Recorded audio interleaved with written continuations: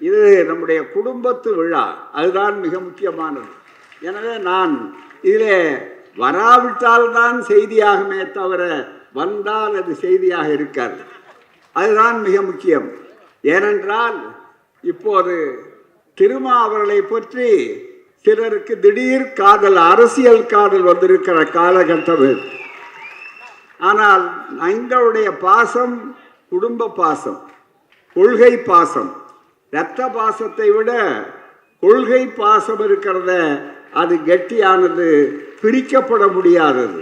அந்த கொள்கை உறவுகள் தான் இங்கே ஜாதி இல்லை, மதம் இல்லை, கொள்கை உண்டு, லட்சியம் உண்டு. அதற்காக எந்த விலையும் கொடுக்கக்கூடிய தெம்பும் திராணியும் இங்கே கூடியிருக்கிற அத்துணை பேருக்கும் உண்டு. அப்படிப்பட்ட ஒரு அருமையான இந்த நிகழ்ச்சியில கலந்து கொள்வதில் பெருமையும் மகிழ்ச்சி அடைகிறோம்.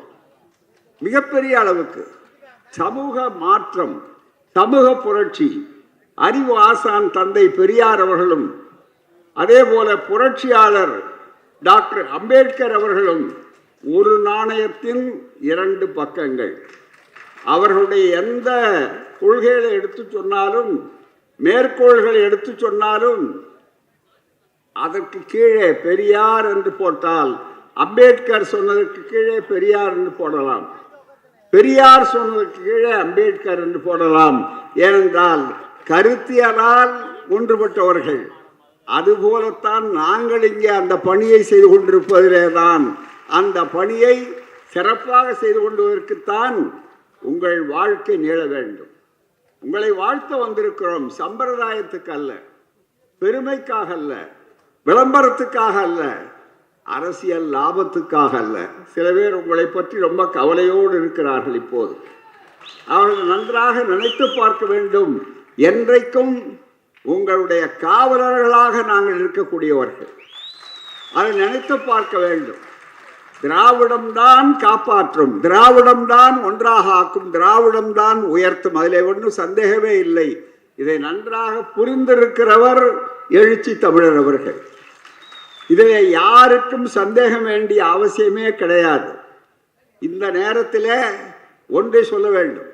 நீண்ட காலமாக இன்னமும் ஒரு அழகான ஒரு சிறப்பு என்னவென்று சொன்னால், இங்கே மற்ற சகோதரர்கள் பாராட்டியதை விட அருமை திரு இயக்குனர் லட்சுமி ராமகிருஷ்ணன் அவர்கள் ஒரு வார்த்தை சொன்னார். ஜாதி இல்லை, மதம் இல்லை என்று சொன்னார். ஆனால் அவர் மாறி இருக்கிறார். ஆனால் இன்றைக்கு இன்னமும் ஜாதி இருக்கிறது சொல்கிற கூட்டம், ஜாதி இருக்கின்றது என்பானும் இருக்கின்றானே என்றார் புரட்சி கவிஞர். இருக்கிறார்கள், இருப்பது மட்டுமல்ல, அதை காப்பாற்ற வேண்டும் என்று சொல்லுகிறார்கள். காப்பாற்ற வேண்டும் என்று சொல்வதை விட இன்றைக்கு அரசியல் சட்டத்தையே மாற்றியாக வேண்டும், மனு தர்மம் வந்தாக வேண்டும் என்று சொல்லக்கூடியவர்கள். அந்த மனு தர்மம் வந்தால் என்ன ஆகும் என்பதைத்தான் தந்தை பெரியாரும் அம்பேத்கர் அன்றும் என்றும் திருமா போன்றவர்களும் எங்களை போன்றவர்களும் இந்த பணியை இன்றைக்கு செய்வதற்கு அவசியமே இதுதான் மிக முக்கியம். மனிதர்களுக்குள்ளே எதற்கு பேதம் என்று கேட்டார்கள். உண்மை, அந்த சமுதாயத்தை காணுவதற்காகத்தான் இன்றைக்கும் நாம் போராட வேண்டி இருக்கிறது. இன்னமும் ஆணவ கொலைகள், இன்னமும் ஜாதிக்காக சொந்த பெற்ற பிள்ளையை பாசத்தை தூக்கி எறிந்துவிட்டு கூலிப்படையை கொண்டு வந்து கொல்லுவதற்கு தயாராக இருக்கிற அந்த வெறித்தனம் இருக்கிறத, அந்த வெறித்தனம் ஜாதி தெருவு அல்லவா, ஜாதி ஆணவம் அல்லவா? மதத்தால் மிக முக்கியமாக சிறுபான்மை சமுதாயமா, அவர்களை அலட்சியப்படுத்துங்கள், அவர்களை ஒதுக்குங்கள், அவர்களுக்கு குடியுரிமை கொடுக்காதீர்கள் என்று சொல்லக்கூடிய அளவிற்கு மதத்தை காரணமாக காட்டியவர்கள் மதம் பிடித்து அலைகிறார்கள். யானைக்கு மதம் பிடித்தால் ஆபத்து, மனிதர்களுக்கு மதம் பிடித்தால் அதைவிட ஆபத்து. அதைத்தான் பார்த்து கொண்டிருக்கிறோம். ஆனால் இந்த மாதிரியான ஒரு சூழ்நிலையில எடுத்து சொல்லிக் கொண்டிருக்கிற போது இந்த ஜாதி வரி இதை எதிர்ப்பதற்கு ஒரு திருமா அல்ல, 1000 திருமாக்கள் உருவாக்கப்படுவார்கள், வருகிறார்கள் என்பதற்குத்தான் இந்த கூட்டம் அடையாளமாக இருக்கக்கூடிய அந்த வாய்ப்பு. எனவேதான் இன்னமும் ஜாதி எதிர்த்து போராட வேண்டும். ஜாதியை நியாயப்படுத்துகிறார்கள். அண்மையிலே கூட அதற்கு ஒரு அமைப்பே இருக்கிறது. இப்படி நான் சொல்லுவதனாலே யாரும் அதை புரிந்து கொள்ள வேண்டும் என்பதற்காக சொல்கிறேன். RSS தலைவர் அவர்கள் வெளிப்படையாகவே ஜாதி இருந்தாக வேண்டும், ஜாதி முறைதான் நமக்கு சிறப்பானது, மதம்தான் நம்மை உயர்த்துவது என்று தெளிவாக எடுத்து சொல்கிற நேரத்தில் அதற்கு எதிர்குரல் கொடுக்க ஒரு சிறுத்தை அல்ல, 1000 சிறுத்தைகளும் புலிகளும் வேகமாக இன்றைக்கு வருவோம். அதற்கு எங்களை போன்றவர்கள் வாழ்ந்து காட்டுவோம் என்பதற்காக அடையாளம்தான்.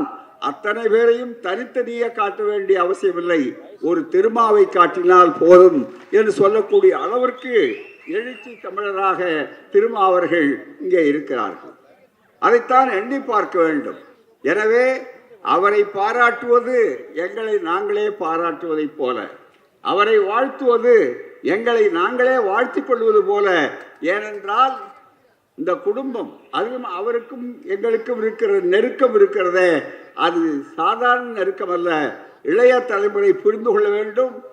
அவருக்கு கொள்கை பாலூட்டி தாலாட்டு, கொள்கை தாலாட்டு நடத்திய இடம் பெரியார் திடல் என்பதை யாரும் மறந்திருக்க முடியாது, எல்லோரும் நினைவுபடுத்திக் கொள்ள வேண்டும். எனவேதான் எங்களுக்குள்ளே இருப்பது கூட்டணி நட்பு அல்ல, இது உறவு. அதுதான் மிக முக்கியம். அந்த உறவு என்பது இருக்கிறதே, அது மிக முக்கியமான அடிப்படை. இரத்த உறவை விட நான் சொன்னதை போல கொள்கை உறவு.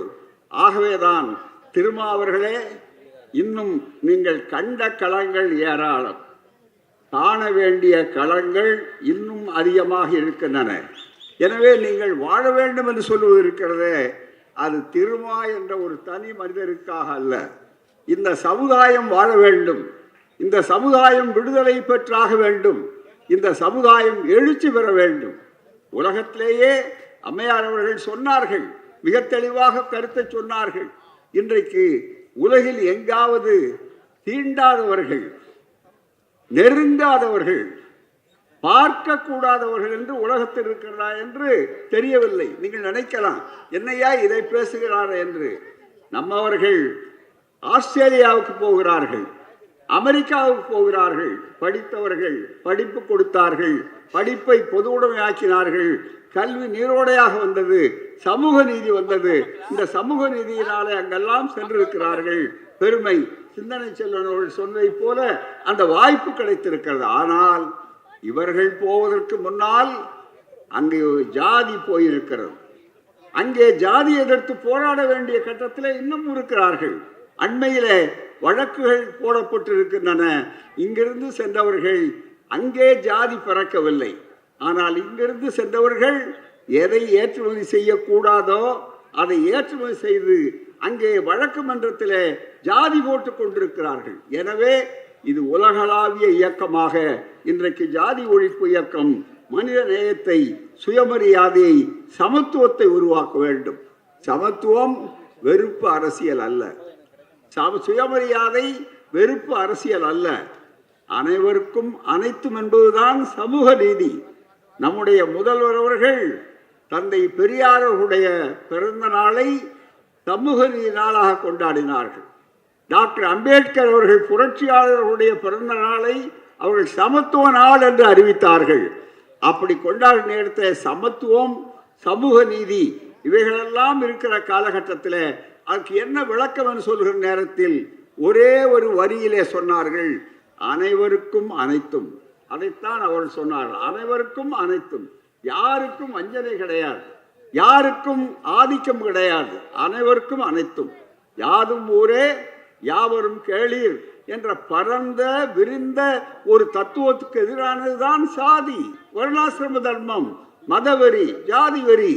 ஆகவேதான் ஏன் பெண்களை கூட அவர்கள் எந்த ஜாதியாக இருந்தாலும் இவர்களுடைய அமைப்பு முறையில் இருக்கிற உயர் ஜாதி, கீழ் ஜாதி என்றாலும் அந்த பெண்களை நமோ சூத்திரர்கள் என்றுதான் முத்திரை குத்தினார்களே தவிர அவர்களை சமத்துவத்தை, பெண்கள் படித்தவர்களாக இருந்தாலும் அவர்களும் படிக்கக்கூடாது, அவர்களும் உத்தியோகம் பெறக்கூடாது என்று சொன்னார்கள்.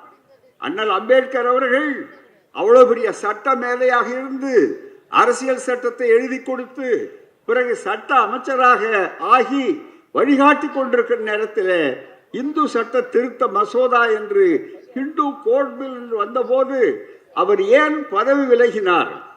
தனக்கு பெரிய இலாக்கா கிடைக்கவில்லை என்பதற்காகவா, தனக்கு பிரதமர் பதவி கிடைக்கவில்லை என்பதற்காகவா அண்ணல் அம்பேத்கர் அவர்கள் புரட்சியாளர் பதவி விட்டு வழங்கினார்?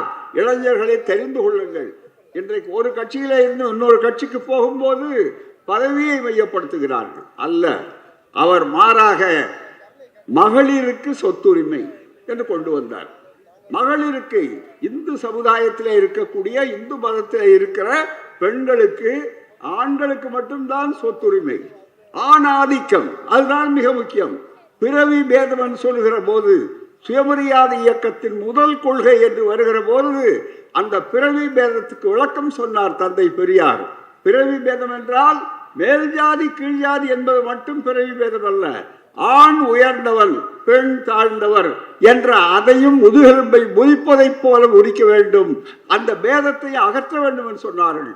அந்த பேதத்தை அகற்றுவதற்கு அன்றைய சனாதனம் ஒப்புக்கொள்ளவில்லை. பாராளுமன்றத்திலே நேரு உதவி செய்ய முடியவில்லை பிரதமராலே. அதன் காரணமாகத்தான் அவர் பெண்ணுக்கு சொத்துரிமை, அவ்வளவுதான். பிள்ளைகளுக்கு சொத்துரிமை, அதே போல பெண்ணுக்கு, அவ்வளவுதான். அதுல என்ன ஆண் பெண் பேதம் இருக்கிறது என்று சொன்னால், நம்முடைய நாட்டில் நீண்ட காலமாக இருக்கிற அந்த மூலத்தனம், பழமொழியில கூட என்ன சொன்னா, ஆஸ்திக்கு ஒரு ஆண், ஆசைக்கு ஒரு பெண்.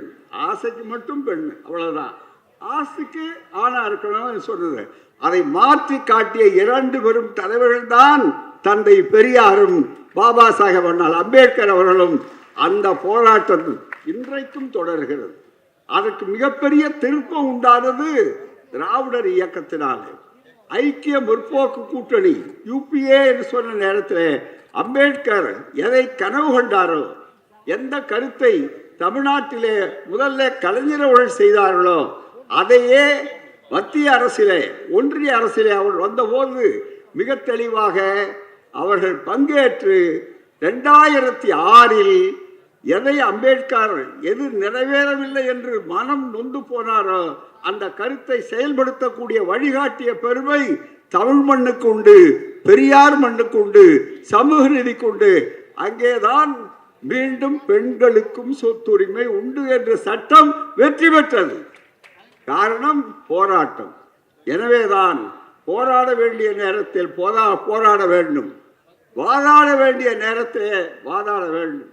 எனவேதான் திருமாக்கள் வாழ வேண்டும், திருமாவர்கள் பல்லாண்டு காலம் வாழ வேண்டும் என்று சொல்லுகிற நாம் ஆசைப்படுவதெல்லாம், அதுபோல நாடாளுமன்றத்திலே அவர்கள் குரல் கொடுக்க ஆரம்பித்தால் நடுங்குகிறார்கள். சிறுத்தையை கண்டால் நடுங்குவார்கள். பாராளுமன்றத்துக்குள்ளேயே சிறுத்தைகள் வந்து விட்டனவே என்பதற்காக.